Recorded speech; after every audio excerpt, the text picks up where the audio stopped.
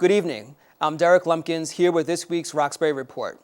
On May 9th, a Boston Globe editorial answered a question that many people in Roxbury have been asking for months. Who will the new retail tenants at the Ferdinand Building be? Amid speculation and passionate debate between camps in favor of both local and chain businesses, the final decision followed a third path. In the editorial, the Globe wrote that the selection committee, comprised mostly of city officials, chose the following 6 proposals from among 22 submissions: Tasty Burger, Clover Fast Food, Final Touch with Class Apparel, Gallery Eye Care, Wilcox Hospitality Group, and Shanti Boston. The editorial goes on to say that the list remains somewhat fluid, although there were no details to explain that statement further. The Ferdinand Building, however, is not the only major construction project on the books in Roxbury. Other large-scale projects in and around Roxbury include Jackson Square, Bartlett Place, the Dudley Greenville Residences, Tremont Crossing, and a hotel near the intersection of Melnia Cass Boulevard and Washington Street. With so much development coming online, I thought I'd talk to some people in the neighborhood to hear their thoughts about all the changes around them. I worry about gentrification, and people. I've seen my little block change from a pretty strong drug activity block to completely gentrified, young parents, condos, no more affordable housing. And I worry that that's happening all over Roxbury. And where are people going, and where will they live, and how will that change the flavor and color and feel of Roxbury? I think the revitalization of Roxbury is a long time coming, but I am happy to see it happening. I think with all of the businesses and new things going on, there may be a problem with parking. So I'm hoping that all of that gets settled out. On Monday, May 19th, Mayor Walsh will have his Monday with the Mayor town hall meeting in Roxbury. The meeting will take place at the Timothy Middle School, located at 205 Roxbury Street in John Elliott Square.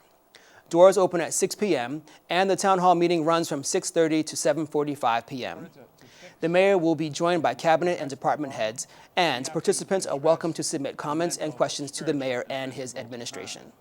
Also in the news tonight, a new face around Roxbury is the executive director of Eggleston Square Main Street, Luis Cotto.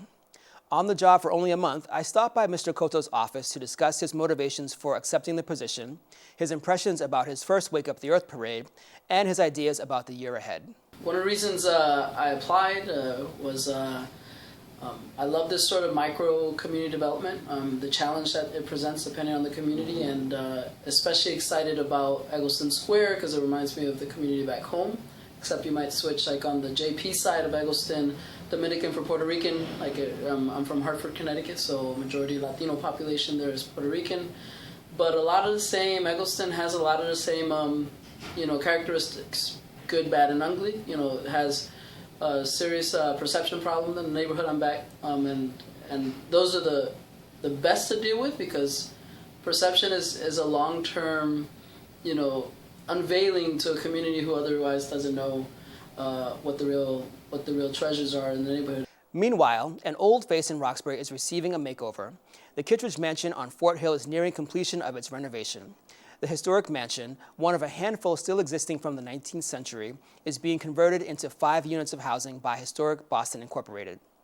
I recently had the opportunity to take a look behind the scenes and to talk to Historic Boston's Executive Director, Kathy Kodoridis. It means neighborhood improvement, but it also restores the glorious Greek Revival architecture that this neighborhood is really well known for.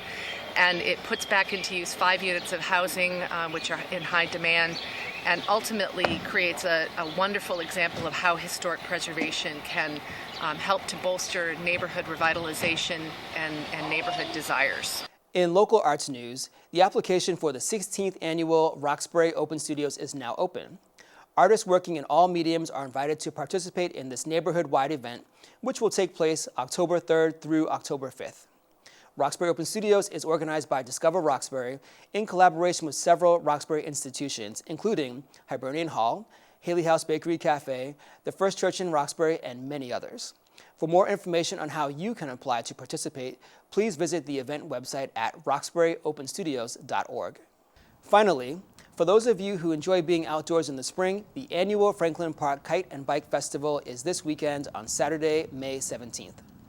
This event, a joint collaboration between Franklin Park Coalition and Discover Roxbury, provides a family-friendly opportunity to fly kites, take bike tours of Franklin Park, enjoy food vendors, and just have a great time outdoors.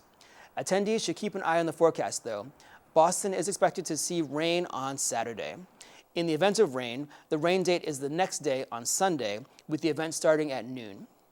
For more information, please visit discoverroxbury.org or franklinparkcoalition.org. That's the news tonight from Roxbury. Chris, back to you. Thank you very much, Derek. That's our report for tonight. You can follow us on Twitter at news_BNN or go to our website, nnonline.org.